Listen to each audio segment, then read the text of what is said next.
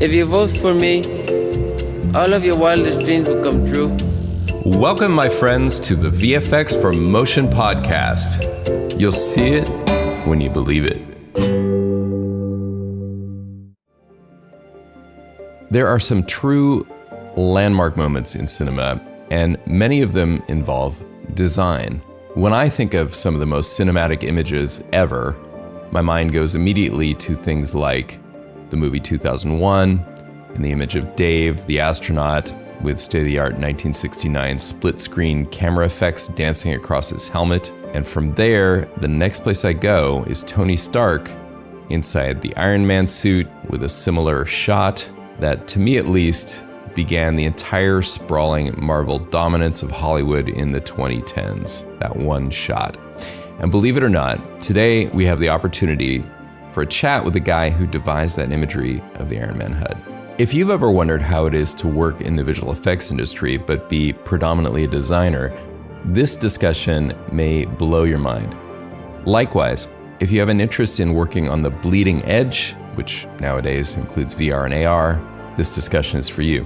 And in my experience, Dav is universally considered a really lovely guy, the kind of artist you want to work with. So here it is, my discussion with a true natural, designer Dav Rausch.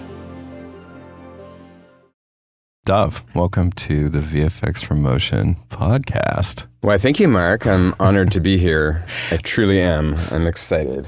So you're the perfect person to be talking to for this particular audience and this particular course, because you're a designer. We're here at IDEO, and you're a bona fide designer who made your way up in visual effects. And just tell us a little bit about the career bullet points that led you to where we are right now. Sure. I mean, yeah, it's interesting. I think I've always considered myself a designer. I've always been interested in design. And in fact, thinking about the orphanage, my role at the orphanage was formerly maybe sequence supervisor or creative sequence supervisor or something like that. Yeah. But my official role was pink sheep of the orphanage.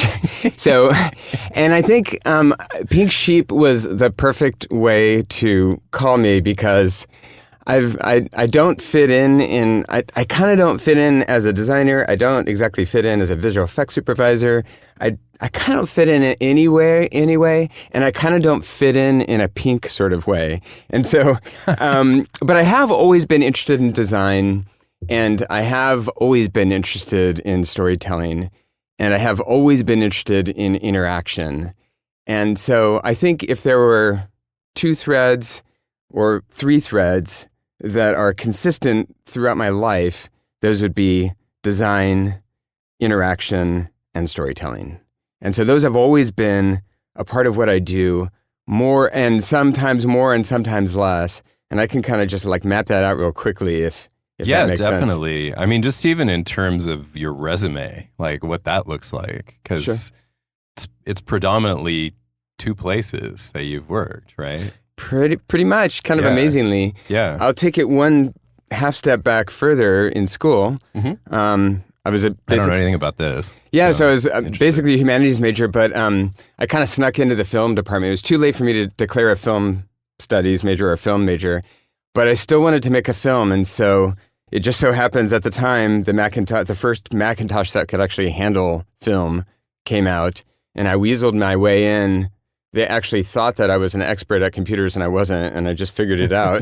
But I basically cut a deal with the film professor saying, if you will sponsor me for an independent study so I can make a film as my final project, then I will teach your classes how to make film with computers. And then that led to a job at Adobe early on, so that was my first real job. What were you doing at Adobe? I was working in the Premiere team, which was a new team, and I was creating marketing assets. So I was basically making films to market Premiere. So you showed up at Adobe with a still design portfolio that got you that? No, I showed up with my senior project from university, which was a film. It was a documentary. Oh, okay. And it was the first time anyone had ever done it at my school. Wow. And, this is the Mac Quadras, which you probably remember, Mark, but maybe nobody else listening will. But anyway, that was the first film project that my school had ever done or had ever seen that was done all digital, and it was definitely my first film. Yeah, okay. But what I was referring to, and I don't want to gloss past that, Yeah. but at some point you ended up at the Orphanage, which was this independent visual effects company that spun off from ILM, founded by our friends that we both worked together at.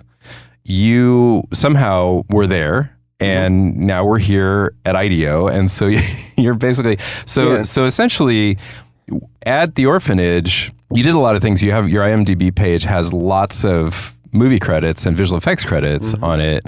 But I think the most recognizable thing that people are going to know is the Iron Man HUD, which for fans of Fooey really was groundbreaking and like state of the art. Like it took things in a new direction in a bunch of ways. We're definitely going to get into that. But you were a few years in the Orphanage. So you did your time in various capacities, doing film titles and what all else? So I came to the Orphanage. I mean, it was such a small company when we started. I was one of the first 3 or 4 people that started the company as employees. Yeah. So we were doing a little bit of everything. But my kind of corner was anything design related. I immediately started off making film titles because we got a big contract to do 10 films. And so I made 10 title sequences as kind of like my first year, I think. But that was mixed in with all kinds of other work that came through the door that we had to take on to just keep the doors right. And open. These were independent films. They were small budget.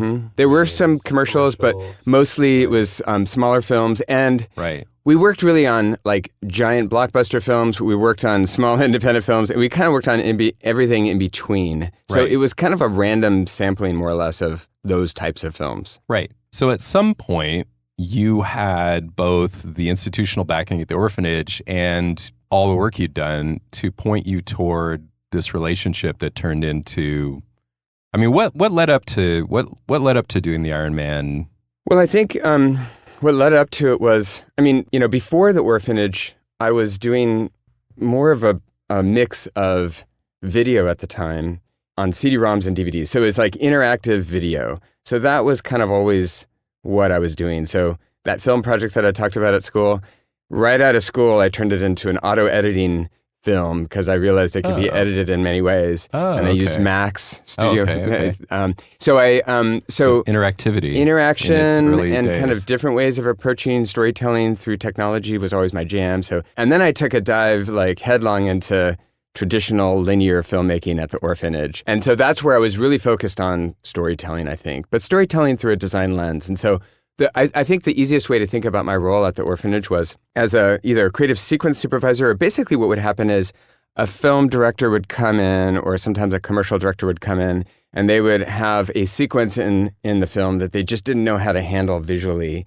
And that's where they would bring in me. It needed a creative touch and needed to be figured out visually. So it was a little more creatively open-ended. Totally, it actually needed design in the sense of what's this supposed to do? What are the different ways it could look? Who can concept it?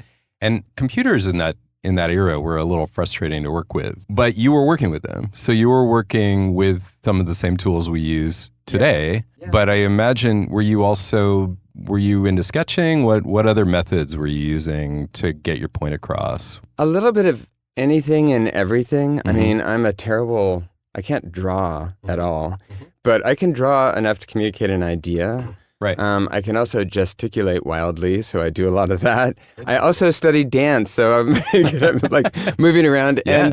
And one of my favorite projects ever, like using my voice is actually a great way to be expressive. I remember once I was doing a scratch track for sound effects for a film that me and my friend were making. And then in the end, we just decided all of the sound was going to come from our 2 mouths. And so we did all of sound effects and sound design with our mouths. That was the rule that we came up with. So I kind of feel like anything is fair game.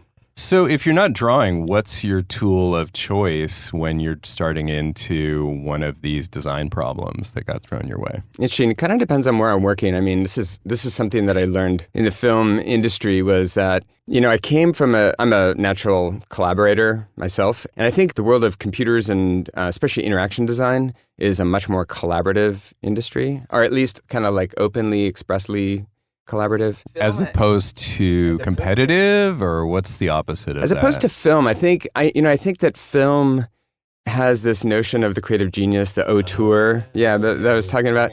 We know the director that made a film. We Right. don't know often who made software or made interaction design. Right, We know the stars. And so there's a lot about like, I sometimes think that no other industry does more to kind of propagate the myth or also the reality of a creative genius auteur than film. And so that was the world that I was entering into, and I kind of wasn't prepared for it. You know what's funny about that when we were talking about it? The least creative person on a film set is the director. He is the best metaphor I ever heard is he or she is the immune system of the wow. movie. So it's like, yep, that belongs. Yes, I like that. No, definitely not that. Yes, more of that. Bring me that back in 2 hours because I need it. It's like a million of those is basically directing. And the moments where you get to go, I have an idea, are probably more few and far between than they are for any of the other key leads like the DP or the set decorator, or you know what I mean? Yeah, that's an interesting way to look at it. I mean, there are definitely directors that are definitely not creative. There are definitely directors who are like highly insanely experimental. creative. Yeah, sure. I think on set, it gets to that point where it's got to be like rapid fire decision making. Yeah. And actually, I had to learn that skill too, being on set and directing. I also directed commercials and directed other shorts and things like that. And basically, I had to discover what my creative process would be in the film industry as a collaborator in an environment that doesn't really support collaborators. Yeah. So I'm curious if it seemed a little chaotic, like you're on an unmarked path and what am I doing here? Or did it really feel like actually, I mean, it sounds like you, and I know you two have had a very valued place and being among the first 4 or 5 employees at a place that turned into a few hundred, that means something as well. And you maintained that role. I mean, that effectively is how these much larger design projects came your way over time. But I mean, were there moments where you're like, what the hell am I doing working in visual effects? Yeah, I mean, absolutely. It happened probably within the first maybe month or so of working at the orphanage. Yeah. I kind of had a choice to go either towards film or towards interaction, and I chose film. And within the first month, I was like really regretting that decision. I remember a project came in, maybe it was a film title sequence or I don't know, some kind of project, and I said, let's have a creative brainstorm. And they're like, okay, great. There's a room down the hall. You can go there and be alone and do your thing. And I'm like, be alone? What are you talking about? We need to like talk about this. We need to work on it together. I came from a company where we would lock ourselves up and we wouldn't leave until we had our creative figured out. Yeah, you together. like a woodshed. Yeah. And so basically what I realized is that it was all about like go away, be your creative genius, and then come back and drop it on us and then go do it. And so what I realized is sitting at my desk is that I needed to go take a walk and think about how I was going to quit. And as I was walking, I used to basically take these. It was a time when I could stick my earbuds in and people could think that I was talking on the phone, but basically I would start talking to myself.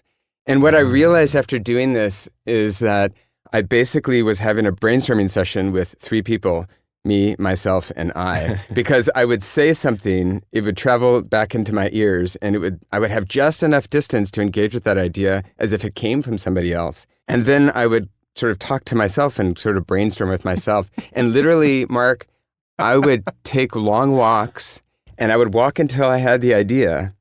And sometimes that meant walking up to Sutro Tower, or like it could be hours or it could be a half an hour. And that's how I really came up. That was my creative process. So I have to ask, I mean, have you course corrected on this? Like that sounds pretty rough. It was actually kind of awesome. I mean, it was rough at first, but once I figured it out, it was pretty awesome. Okay. To develop that kind of relationship with myself. But here at IDEO, I certainly don't have that problem. I still do take walks and do my own creative brainstorming, but it is a very, very collaborative space here, much more like you would imagine. Yeah, being in here, it definitely feels like not a play space exactly, but it's work tables all over the place. And it's funny because the office plan where you have the collaborative office plan, at normie businesses drives everybody crazy because it just basically means you have no privacy. But here I can actually see, like in a design firm, it actually makes sense. Yeah. Like looking over the shoulder and literally seeing what somebody's working on. And also creating moments of serendipitous collisions. Yes. This place is designed for serendipitous Right. collision. Well, Pixar did that. That was yeah, one of you're the right. Yep. geniuses at Pixar. Yep. Yeah. You mean the little kind of, it was almost like neighborhoods. Well, and the main court. It's like I think it was a Jobs thing, and it worked out well for them. And they're kind of as much of a software enterprise in some ways as a film company. But certainly very creative.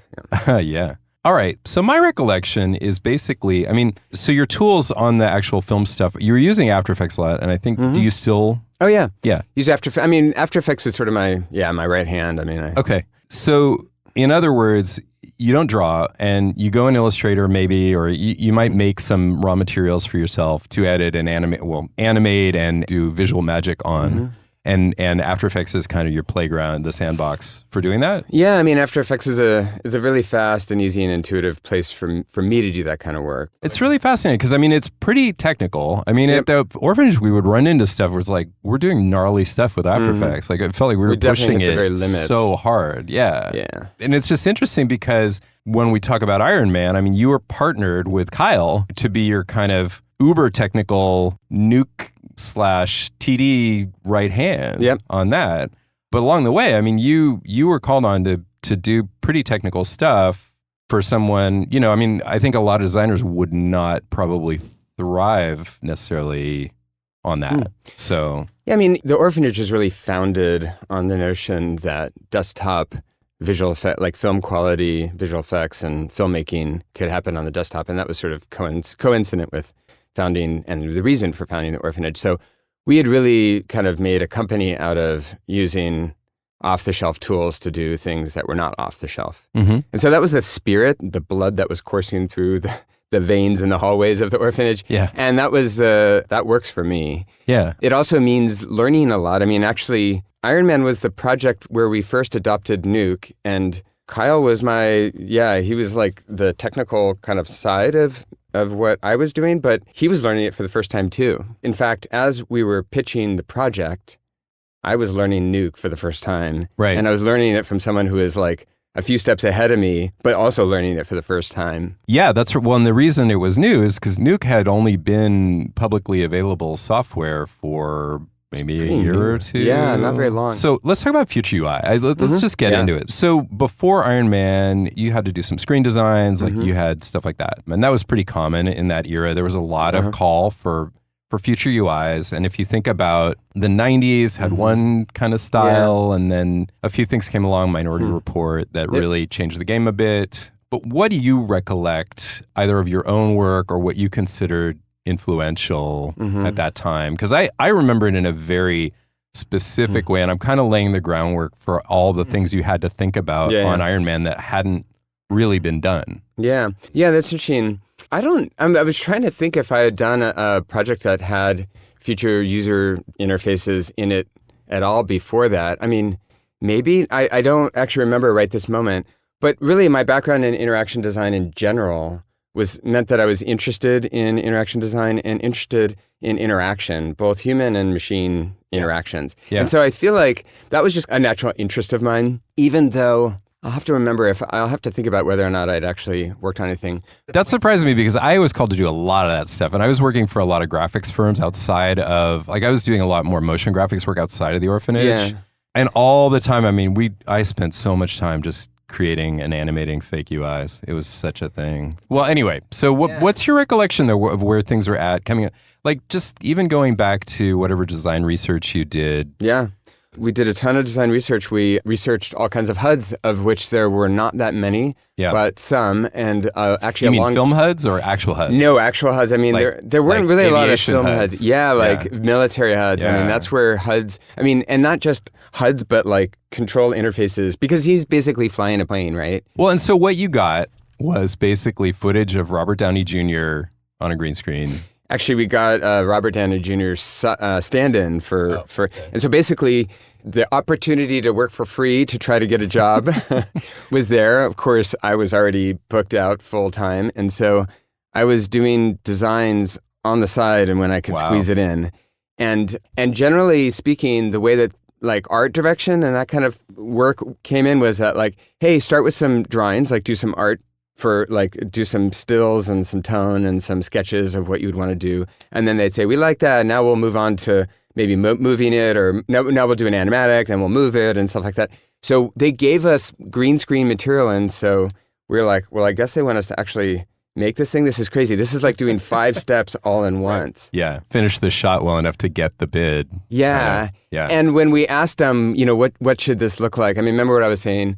Oftentimes the projects where director didn't know what it should look like came to us, and then it came to me. Yeah. That was, Iron Man was absolutely that project. Like they had no idea what they wanted it to look like or what it should be. Favreau knew what the character was, but he didn't know, and nobody knew what it should look like.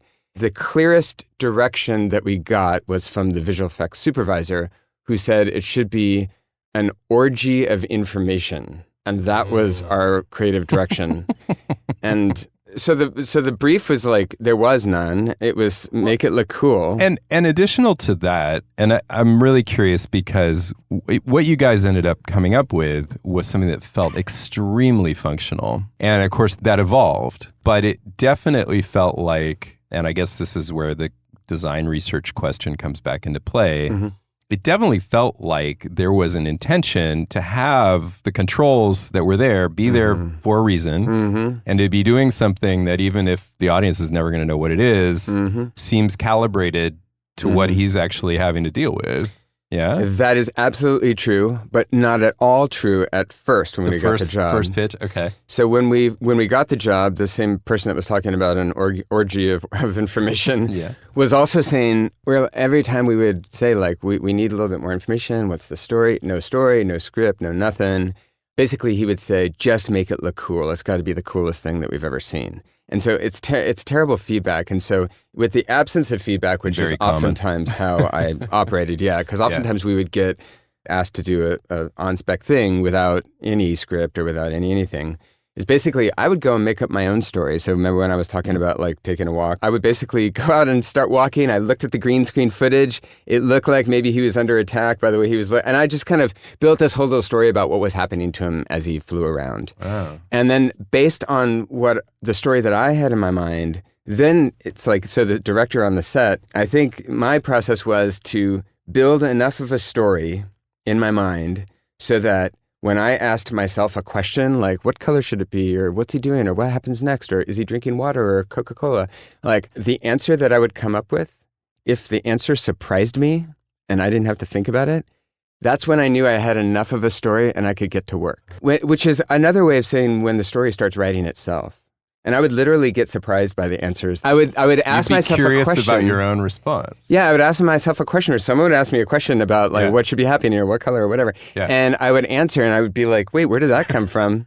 And then I'd be like, okay, now I know. And then I would stop walking and I'd start working.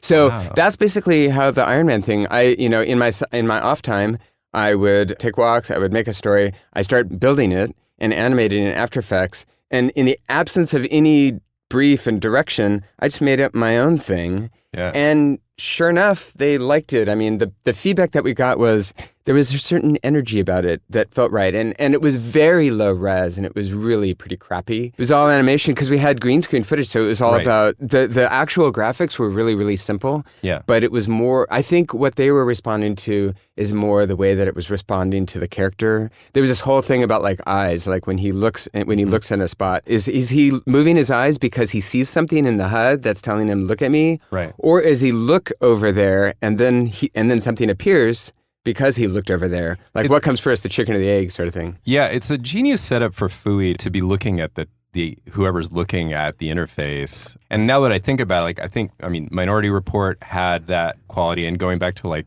the battle days of like Johnny Mnemonic. But my recollection in that era, which is the mid 2000s, is that things just weren't that ambitious from an animation standpoint. They tended to be maybe elegant, but a bit static. On the jobs I worked on, it was often important that we see everything. They would often want everything to be kind of bigger than it really should be. And it sounds like you just blew past a lot of those from the get-go. Yeah, well, I actually credit Jon Favreau with the director. So like I was saying, the initial direction that we got was none, Yeah. except make it look cool. Right. And so we started making it look cool, and we had no story. What would look really cool as a still when you animate it and when you stuck it in the film just wasn't working because it wasn't telling the story because we didn't know what the story was and we didn't have any information about the character. Yeah. And basically what happened is we were failing like we were about to get fired. None of our stuff was working.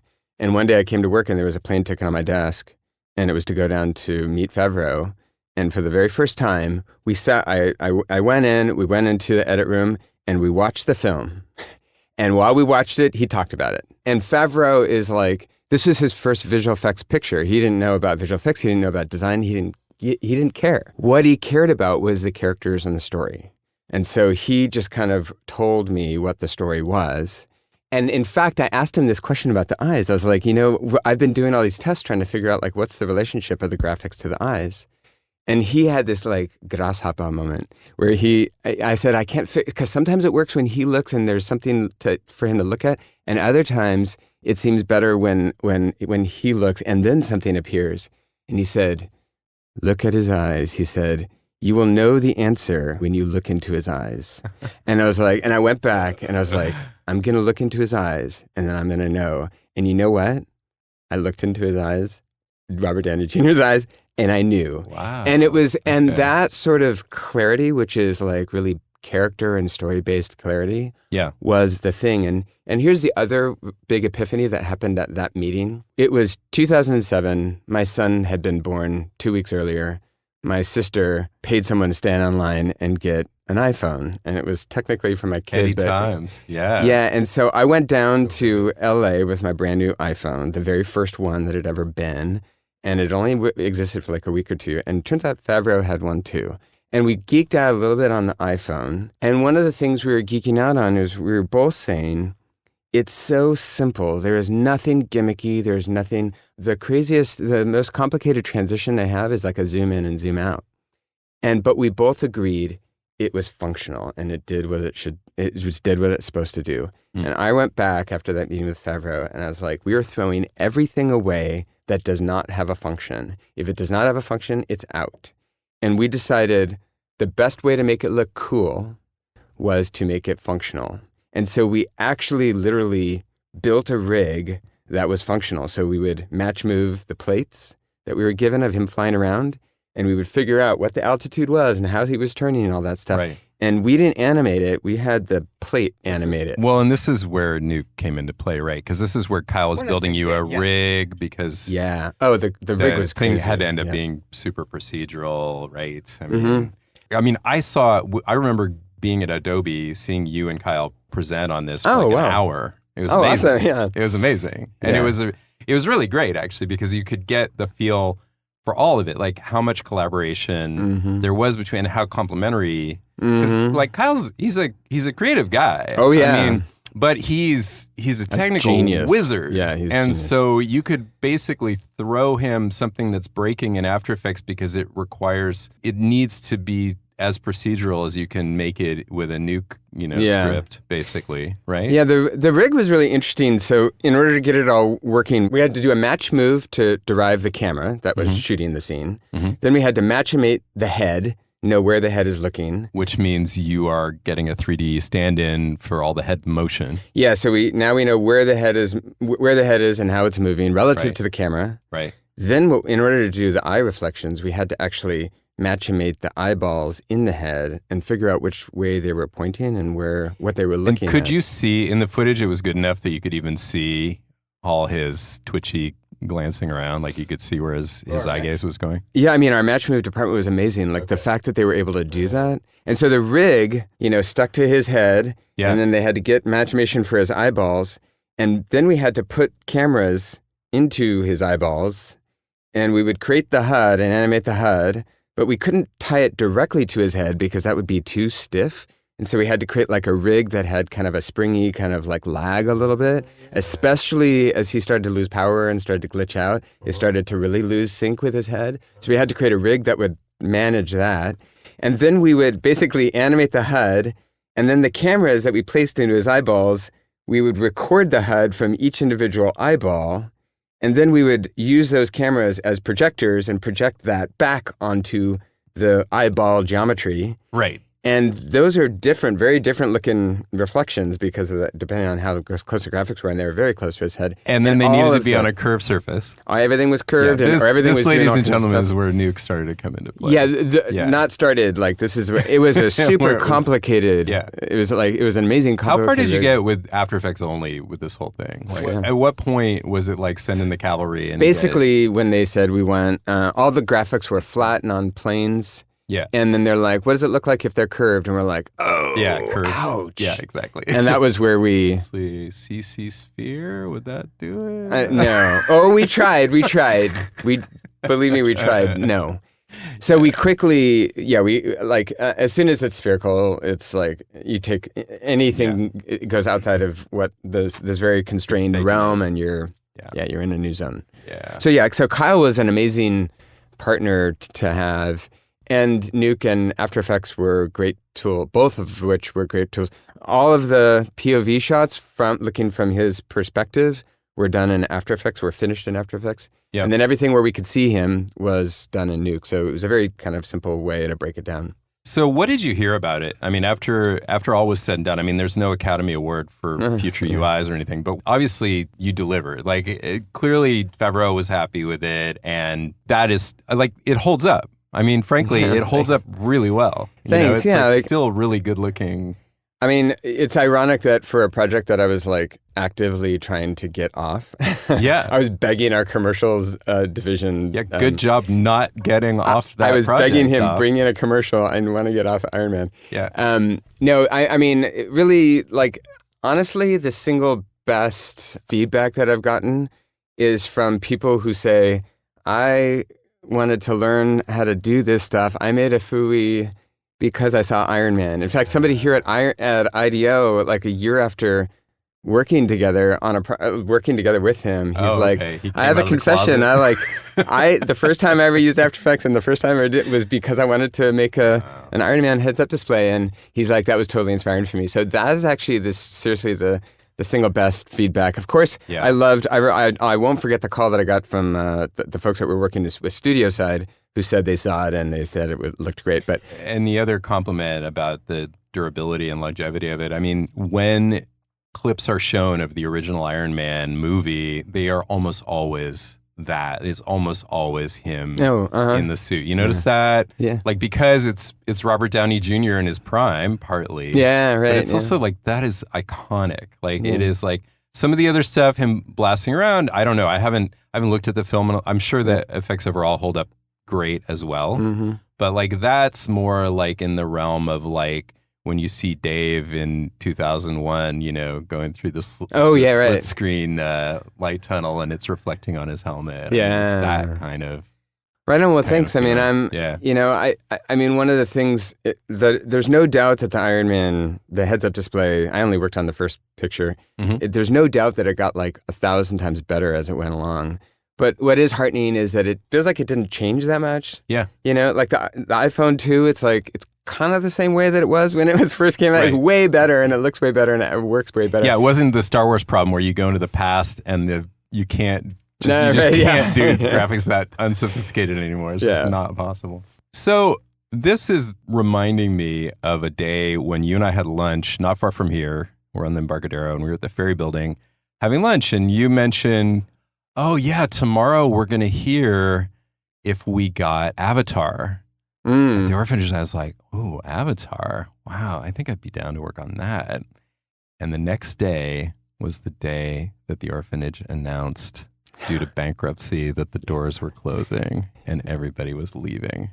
Yeah, that was the ironic moment where we had booked more work that was in January, in those first few weeks of January, than we had ever booked before. But because of the credit crisis, it's like we were driving this car and the gas station was like down the block, but we ran out of gas halfway down the block and couldn't push it to the rest of the way. Like, I remember actually when they awarded us that on Thursday, we said, oh, that's great, but we just went out of business. And they're like, well, what do you mean? And we're like, well, you should have awarded it on Monday, because literally we would still be in business if it wasn't if it was 3 days ago. Yeah. So yeah, that was a hard problem. Basically, we were going to do all the screens, everything in it, and basically what we agreed to with them is that we would instead just do the design aspect of it. So, Yeah. Avatar, for those who don't think of it as a movie about screens, actually has over 1,000 shots with a screen, and some of them very prominent. I mean, the dude's got his daily log where it's him facing his thing, and there's the lab that's got all this curve. Yeah, exactly. So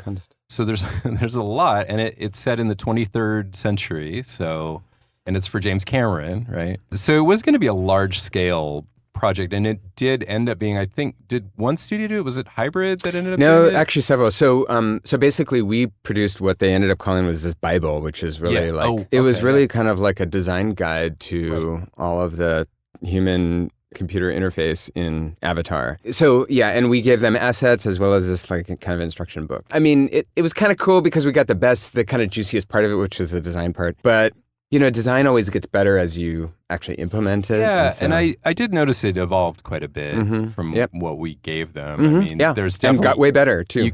I mean, you can recognize what it was. And there were specific choices made on that one. I'm actually really curious because I never really asked you about it. I mean, to me, the 23rd century, like in that lab, it was like, well, the 23rd century is like a really fast, glowy looking version of like Unix. The classic kind of indications that a lot's happening in a lab is like just have all data everywhere. And I was like, I think the future probably looks more like the iPad. Like I was more in the Favreau camp, maybe. Yeah.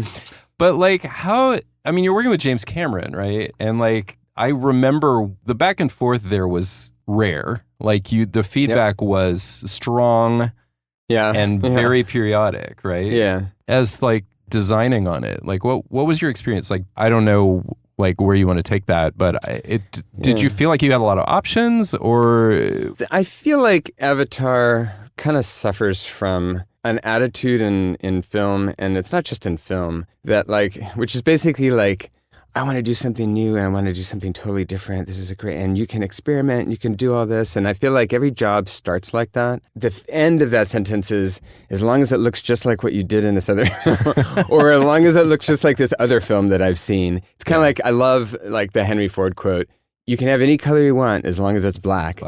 And I think that, I mean, there was definitely innovation, and there was a lot going on in Avatar, and there's a lot of creativity and everything. No, and it looks really cool. And I think there were definite breakthroughs. I mean, the look of these floating curved screens, it definitely, and it, like I said, I think from a look point of view, it did its job. From the function point of view that you conquered with Iron Man, I just felt like, maybe it felt like a step back. Like more, it was like, well, we'll just keep throwing things at this that look good. Yeah, I mean, I think I'm gonna quote Jon Favreau again, actually, because he it's so ironic that in his first visual effects film and his first kind of design-oriented film, he had such wisdom to drop.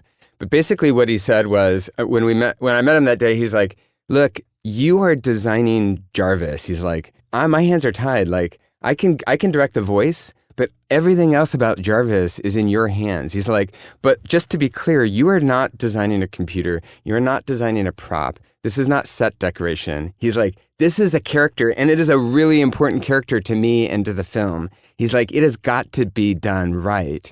So you got to feel this character, and you got to know this character, and you got to give expression to this character, but give it its body, its look." And you have to do a lot of storytelling with it, because there's a lot that's not that will come through the voice, but there's an awful lot that's going to come through the visuals of it. Yeah. It's like, if you think about an actor's performance on screen, it's voice and visual, it's a picture and sound. Yeah. And so we were half that equation. And he recognized that and he said it. And it really changed the way that I thought about it. And I told my team, I told them exactly that. Like, we are designing a character, not a prop. Yeah. It's a character. And I think that like a lot of the FUI and screens and stuff that you see in movies is a prop. Yeah, and it's making me realize it's not a fair comparison at all. I mean, Avatar is such an enormous undertaking that you're not going to get the chance to get flown down and spend the afternoon with Jim Cameron to talk about the UIs. Even, I mean, he did care a ton about the look of them. We did right? go down and we did talk to him, and we talked a lot about the camera rig and about the about the Navi and like this amazing, insane system that he had for pre-visualizing it on set. Yeah. So all that was amazing, but that was the innovation of that film, and I think it was less about the character. And I mean, one more thing about Iron Man, which is that it was prescient in terms of the emergence, which is now just beginning to happen, hasn't really even happened, of augmented reality and virtual reality, but really augmented reality. I mean, I think there was actually a whole scene really that was attempting to explain how this view of Robert Downey Jr. was possible. Because he's like, it's his head floating around in space with these lights, weird blinking lights around it. We have to explain. And so he came up with this, they'd storyboarded and they'd shot this whole scene, which was there's cameras and sensors inside of the helmet. And in order to have a conversation with Pepper Potts while she's on the ground, she wants to know, like, have a traditional video conference with him. And so the suit was going to sense his face and what it was moving and kind of reanimate him as a simulation so that she could feel like she was video conferencing. And so we were going to explain that thing turning on and sensing his face and all that stuff. And basically what they did is they tested it with audiences, and they realized audiences didn't need to know that. They saw the HUD and they got it. And the reason they got it, I think, is because of really Favreau's wisdom, which is make it functional and make it desirable. Like there's a certain omniscience to it that, like, if I want to know something about something, there it is. And if I have a question to ask, you know, like what he said about the eyes, he's like, look at his eyes. Sometimes he's asking a question of Jarvis. Sometimes Jarvis is asking a question of him. And when you look for that question in his eyes, you'll know if he's answering or asking. And so those kinds of cues are the things that set things apart. And when people saw the HUD, they were like, yeah, I want that kind of omniscience. I want to be able to kind of see my world in that way. And I can imagine it. And now I got it. You don't need to explain it to me. I got it. Wow. So that is night and day difference between these two films that you're describing. Yep. It was a really unusual film in that respect. AR will probably not look anything like it, but I think maybe it'll feel like it. And some of those questions that we were grappling with, which are like, am I asking a question of it, or is it asking a question of me? Those types of things I hope will inspire what happens with VR as a product. And so is this a big part of your current role? I wish it was a bigger part. I mean, I feel like VR and AR and like the MRs, the XRs. Yeah. I don't know that anybody's getting rich off them yet. I think it's an idea and it's a technology and it's a thing that will happen, but it hasn't yet happened. We've certainly done projects, and they're really fun and interesting projects in that space, but it's not, I don't feel like it's here yet. It hasn't arrived yet. And that moment will come. You know, there'll be that sort of iPhone moment or something where it happens. Well, and to be fair, I mean, IDEO tends to get called in when things are a little more mature. Actually, we do a broad range of work, but actually a lot of our work that we do that it would be impossible to even know about is like far out future casting. And this is actually the intersection between what I was doing in science fiction pictures and here at IDEO. I tend to work on the projects here at IDEO that are further out visions of the future and a little bit more kind of like open sky, blue sky, black box, or whatever. But yeah, those are the projects. I mean, that's something that I've kind of always been interested in. That's one of those three stools kind of maybe make the little bench that I sit on. and when it does, that's that combination as it comes together. But that's the stuff that I love, and the kinds of projects that I've worked on tended to be those kinds of projects. So theoretically, you're a much happier guy because you're not probably wanting to quit every other month off of these things, right? As the deadline of the film rolls around. I mean, you've got more collaboration. Yes, it sounds like in this environment, and you're really. I mean, that's interesting. So you're being called upon a lot of the time to envision things that are not about to be deployed. Yeah, and that's a really fun space to be in, and it covers IDEO's range is huge. I mean, we work on everything from like education to food to policy to products to org design to like anything and everything. the thread that unites it all is the human-centeredness. And I remember when I showed, when I was first talking to folks at IDEO, Danny, who's now my boss and who hired me, was like, the HUD is sort of like the ultimate kind of human-centered thing because like you're literally in his POV, like you're looking through his eyes and you're in his head. Yeah. So I was like, interesting. I hadn't thought of it like that. But I loved the way that he could see, like, I mean, basically, I had known about IDEO for a long time, and I sort of had kind of like admired them from afar, kind of like a strange bird who is in another, kind of comes from another land. But I think, via computers or via culture and everything is converging. And I thought maybe the film world is, like I was inspired by the iPhone, amongst other things, but me and Favreau were both inspired by the iPhone. Yeah. And people that work at Apple have now told me that they were inspired by Iron Man. And so it's this kind of really beautiful kind of like we're both inspired by each other. Why not just bring us together in the same place and work together? Do you feel like they're kind of taking a flyer hiring you? I mean, did they specifically say we want a guy who's done future UI and movies to come in? Or was it more like, hey, this guy can design and he's got an imagination, so we'll pull him in and there's all kinds of things we could work with him on. And did the role kind of evolve after you got here? Totally, yeah. I was definitely not a role that they were hiring for, and nor was I...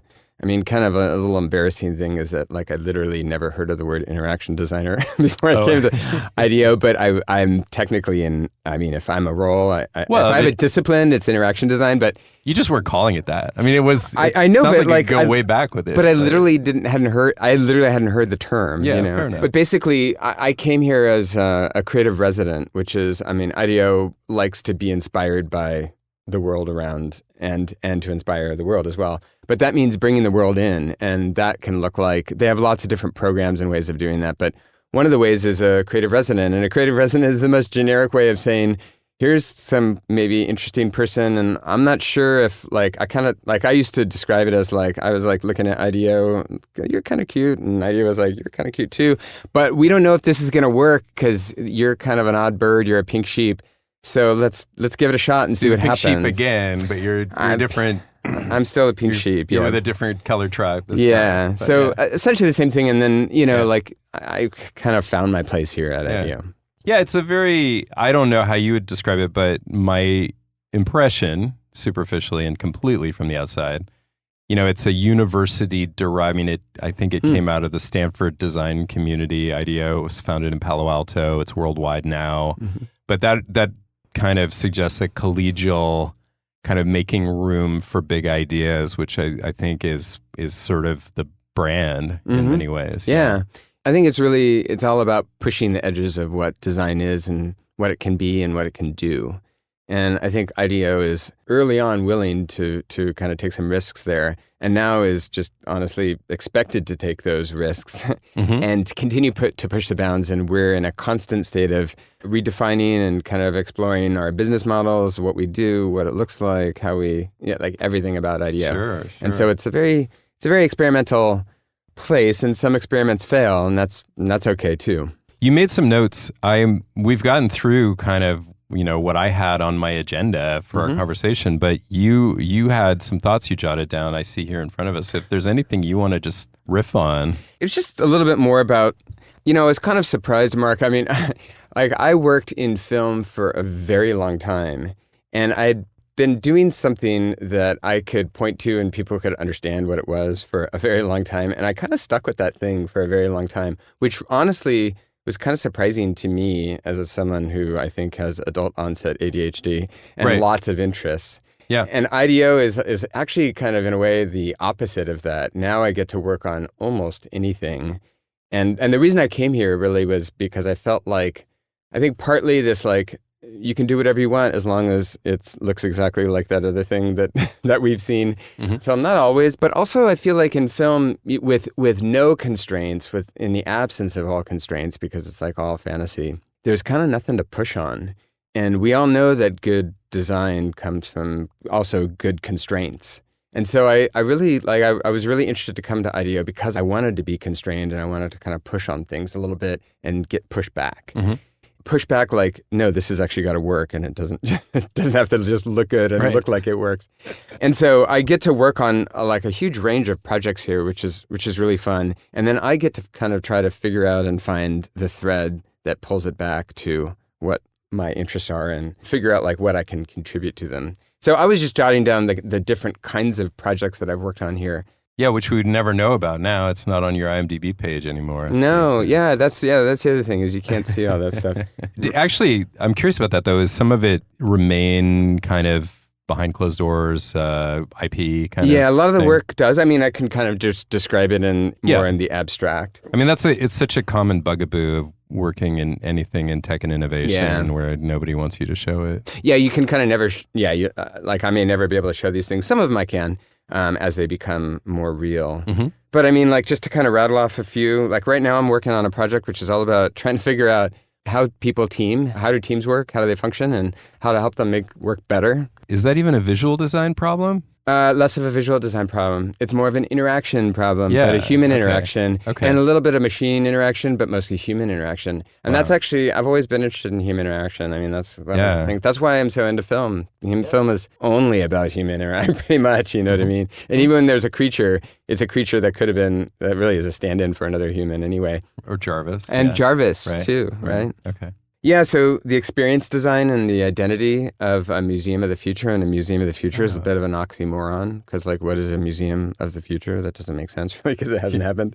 So that's actually being built in Dubai. It's the exact kind of thing they would want to Dubai. Totally. No, you will make us the future. Totally. It is totally Dubai. And that was what was really fun. A household robot, actually, that was a project that you helped me out with, trying to figure out like, if there was a robot in a house, like what would be desirable? What would people want? What would they use it for? What would it look like? Yeah, and that one definitely, your visual design skills came into play in that, because it was almost like we were making a little commercial for this non-existent thing. Yeah, well, there was an existent part of it too. I mean, we also created prototypes and things like that. Yeah.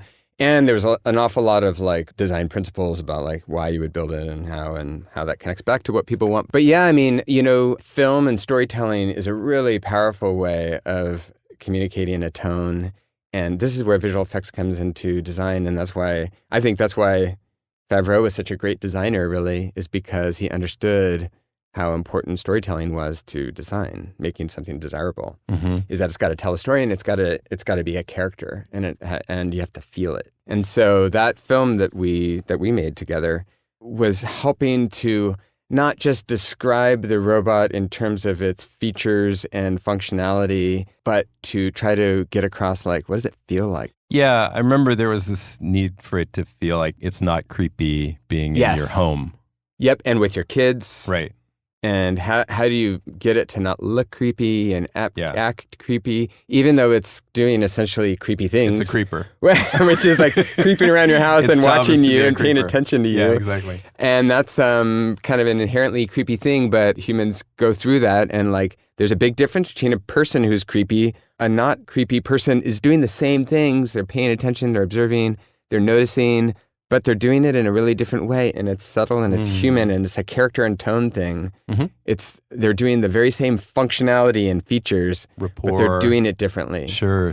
And that's where I think my storytelling background really jives with what we're doing here at IDEO. Yeah, and actually is not a language probably a lot of these very well-trained designers necessarily speak so fluently. Yeah, the storytelling part, I mean, and we all speak the human-centered design language, which is like an interest in doing, not an interest in the things, but interest in the people that the things do things for. That's sort of like definitely the thread here at IDEO that we can all relate to. Yeah, I mean, that first one on your list sounds like it's almost primal. Like how, totally. It's totally around the fire. In fact, that's another project I'm working on is storytelling, part of IDEO University, or IDEO U. Is our follow-on to our storytelling course. What is that? Well, IDEO U we're constantly trying to figure out ways of getting the process of what we do, not to kind of like hold it close to ourselves and keep it proprietary, but get it out to the world. The D School at Stanford was one of the early attempts to say like, this could be actually a pedagogy. And it is at Stanford and has been for over a decade. Yeah, and for the people who haven't checked that out, some of the stuff like their basic design course is just so fascinating. It's changing. It's kind of slowly changing Stanford. I mean, it's grown and grown and grown. It was started by David Kelly, who founded IDEO and has always been affiliated with Stanford. But anyway, so that was an early attempt. But we also realized that like at Stanford, which is very much like a very privileged place to be,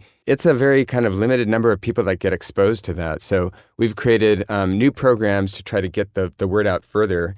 And IDEOU was one attempt to say, well, if you, not open source, but like if you online coursed the D School, what would that look like?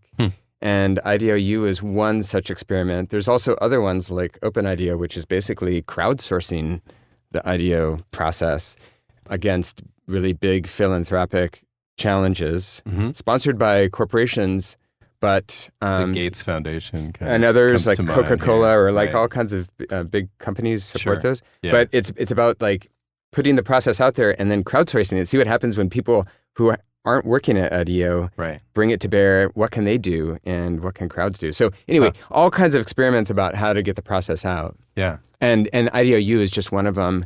And one of the things that we find is people want to learn how to tell stories, and there's good reason to tell stories, I think. Wow. Okay. It's remarkable actually, because it initially felt like a puzzle. Like, well, you know, let's hear Dov talk about, was it worth it spending all that time and freaking visual effects, being the designer, and then finally, you know, you get to be at IDEO and you just get to be in a design community? Or do you miss visual effects and all the like, you know, all the crazy, like everything that is, to be in a bigger company and a more, you know, the pace is just very different. Right? Yeah. I love them both, honestly. Like IDEO is an awful lot more kind of grown up and smarter in a certain way. Smarter only in a sort of like mature way. I guess more mature people here seem more emotionally intelligent. Yeah, but I miss actually, and I love that. But I also miss the dorkiness of people that are in film. People that in film are so passionate and so dedicated. Nobody gets into film because they're going to get rich, even though there's plenty of people that are get rich, but nobody gets into it for that reason, especially what we were doing. It is like pure passion because it is so hard and you get paid so little and it's a lot of hard work. Yeah. But because of that, the people that it attracts are like really passionate and super dorky and wicked smart and talented. And so that combination just gets these extreme forms of dorky, smart, creative.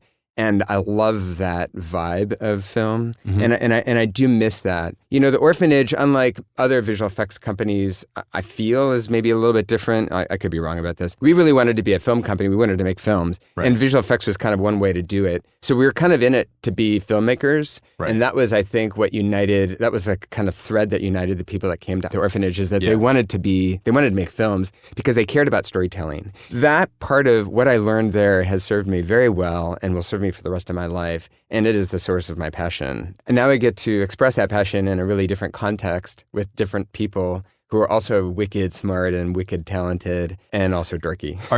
I know you're curious about, or really actively involved in AR, VR at this point. What's your feeling about it? Like overall, like in general, I feel like I've been a creative in and amongst hardcore technicians.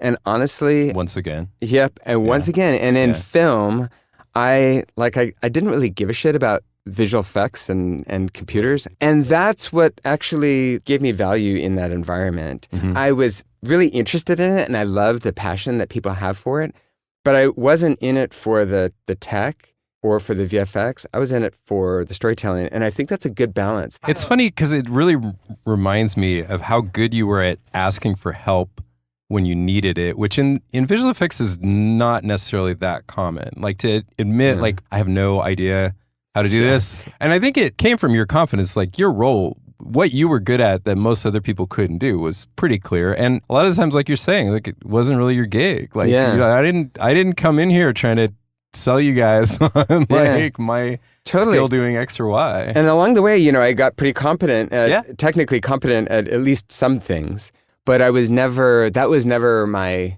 goal. And And I didn't Right, care whereas you that, could sense the people who we were working with Yeah. who really were all about and that. then some people were really into that, and I really admire them and Yeah. was jealous of them in many ways. I understand. And that's why that's why that kind of combination works. And I feel Yeah. kind of similarly here at IDEO in certain ways. And I think what I bring is the kind of storytelling passion, and I kind of don't care about tech. Yeah. And like some people really care about it here, other people don't. I don't. And I think that that's a really good tension to have. Right. And in fact, like, one of the projects that I didn't mention was the future of gaming. It was like, we're a gaming company. What should we be thinking about like way down the line Wow. based on how can we leverage what we got now and turn it into something, because just in case. And so I was like, I'm not a gamer, except I'm the project lead. And I came out to the client and I was like, I'm not a gamer. And that's why you want me to lead this project. We have gamers on the project, but I'm not one of them. Yeah, that's the tension that's going to bring us to places where you wouldn't have gotten with just a bunch of gamers. And we came to really different kinds of places. And so anyway, that's I think my thing. I'm unabashedly not into tech and yet working with tech all the time and loving it. Right. But like back to AR obviously in the 2020s is going to be, it has some of the most scary, there are plenty of scary things, deep fakes and all kinds of things are scary about what we're looking at with bringing some of this technology that you and I use to the masses. But AR is obviously, clearly going to be increasingly part of our lives. And IDEO seems absolutely like the kind of place where those fundamental questions would be getting asked. Is that a pond you like splashing around in? Yeah. I think that whereas like right now, I think power is held by people who are telling the best stories. And we can see that really clearly in politics. It's not just, right? It's not just the movies, it's politics, it's everywhere. Right. And I think that people that can drive people to, tell a really good story and mobilize people, that's real power. And I think we are on the cusp of new ways of telling stories that are going to be much more full-bodied. And so we're moving out of just the eyes and just the ears, and we're getting into the rest of the body. And that is a very, very, very powerful, very sensitive place to be. And people that will wield this new form of storytelling, more immersive or more experiential, I think that's going to be a very important thing to understand and to be articulate about. And I've seen how both VR and AR, and I think VR is just a little bit further along, but VR can bring unexpected experiences that are unexpectedly deep and profound to people in ways that we haven't been able to do with other channels that we've been working with.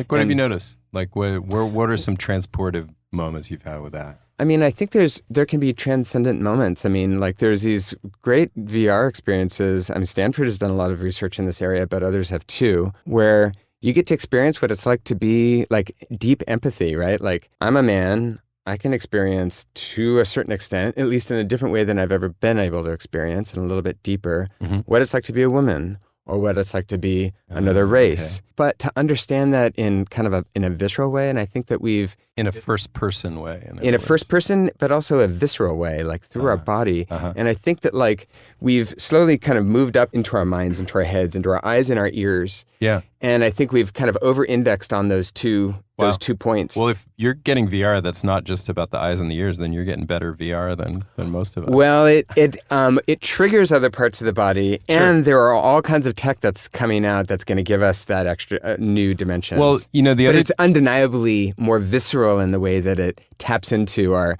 autonomic system. Yeah. And what's the system that understands where we are in space and movement and stuff like that? Kinesthetic. Yeah, it's tapping into our bodies and into our nervous system in a different way that's going to be powerful, and it's going to be powerful for telling horrible stories and for rigging elections, and it's going to be it's going to also be used as transcendent moments where people can experience deep empathy or transcendence. I can be a tree, I cannot be a human, or I could be a differently abled person. I'm really interested in studies where people with PTSD have gotten profound shifts from VR, like take you back through the experience of being in that tank in Iraq, but get you through it safely. And the quality of the graphics doesn't have to be good to do it. Nope. Like they could be 5 years ago game quality graphics. Yeah. Or 20 years ago game quality. Sound is important. Sound is a very visceral thing. I mean, actually, the medical industry is the big surprise for me,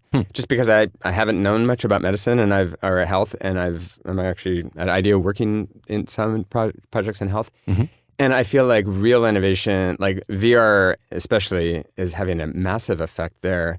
Like with pain management, for example, by far the most effective pain management for burn victims was this really cheesy VR called Snow World, where you throw snowballs at snowmen to Paul Simon's You Can Call Me Al, and it was like 30-year-old graphics, and it was 2 or 3 times more effective than any medicine and any other therapy, including other forms of gaming. Wow, like way I just more. got kind of goosebumps just thinking about Yeah, I mean, those that. kinds of... That's brilliant. Those types of experiences are like amazing. And that's because health is a very visceral thing, right? And so our bodies are powerful, and I think we're going to learn a lot about our bodies and also our minds and our souls and our spirits and empathy and everything through these new immersive techniques. I'm super excited about that. Wow. Okay. Cool. Damn, I'm really curious to find out more about what you've seen, but I guess it'll just have to emerge. Well, is there anything else? I mean, this has been such a great discussion. We could keep going. It's been super fun. No, there's plenty more. Yeah. We'll have to book another session. I think this is super fun. Thank you. Thank you so much. Yeah, my pleasure. Wow. So, like I said, Dov, just a lovely guy. And as you could tell, this interview was a fun and inspiring experience. First of all, I rode my bike over to IDEO to record it together in person this time. And Dov's energy in person is infectious, as you probably can hear. Also, I felt like I knew the guy, and yet this gave me an opportunity to examine what I already knew, but this time just be the interviewer. Most of all, I think you can hear how Dov thrived as both kind of a misfit and really as a true natural, working first in the film and VFX context, and then transitioning to a completely different industry, that of high-end design. So, if like Dov, you ever feel anything like a pink sheep or whatever color happens to be yours, know that with commitment, there may be a path for you.